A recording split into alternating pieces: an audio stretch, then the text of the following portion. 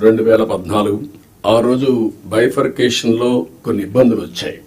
కానీ ఆ బైఫర్కేషన్ నుంచి కంటే కూడా 2019-24 అడ్మినిస్ట్రేషన్ వల్ల చాలా నష్టపోయాం. ఈ రోజు మనం ఒకసారి చూస్తే 10 లక్షల కోట్ల రూపాయలు అప్పు, 7 వైట్ పేపర్స్ పబ్లిసైజ్ చేశాం. ఎక్కడ చూసినా ఒక అడ్మినిస్ట్రేషన్ అంటే, ఒక పరిపాలన అంటే సమస్యల్ని పరిష్కారం చేసి ప్రజలకు మెరుగైనటువంటి జీవన ప్రమాణాలు ఇవ్వాల్సిన అవసరం ఉంది. కానీ మొన్నే మీరు చూశారు ఎంత దారుణం అంటే, ఎక్కడికి పోయినా నేను పార్టీ ఆఫీస్కి వెళ్తే 3 గంటలు నాన్ స్టాపబుల్ పిటిషన్లు తీసుకుంటే ఒక 4,000 నుంచి 5,000 పిటిషన్లు వచ్చాయి. 5,000 పిటిషన్లో సగం పిటిషన్లు ల్యాండ్ రిలేటెడ్ ఇష్యూస్ వచ్చాయి. అంటే భూ సమస్యలే 50%. ఎవరు తప్పిది? ఎప్పుడు నా 14 సంవత్సరాల సర్వీస్లో కానీ ఇంత విధ్వంసం, ఇంత భూ కబ్జాలు, ఇంత 22A మిస్యూజ్ చేయడం ఎప్పుడు నేను చూడలేదు.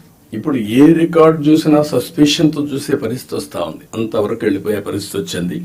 అందుకే ఫస్ట్ క్యాబినెట్ లోనే మేము ఏదైతే ల్యాండ్ టైటిలింగ్ యాక్ట్ ఉందో దాన్ని రద్దు చేశాం. సర్వేను కూడా హోల్డ్ లో పెట్టాం. ఆ సర్వే కూడా ఇప్పుడే రెవెన్యూ మినిస్టర్ చెప్పినట్టు ఎవడు ఊహించినటువంటి సర్వే రాళ్లు, దానికి కూడా Galaxy granite, one of the best granite, భూమిలో పూడ్చే రాయికి ఇంట్లో వేసుకునే ఒక ఫ్యాన్సీ గెలాక్సీ గ్రెనైట్ పెట్టి దాని మీద ఫోటో వేసుకోవాలని ఆలోచన వచ్చిందంటే ఎంత దుర్మార్గమైన ఆలోచన అర్థం చేసుకోవాల్సిన అవసరం ఉంది మనందరం. ఇది సివిలైజ్డ్ వరల్డ్ ఎవరు క్షమించరు ఇవన్నీ.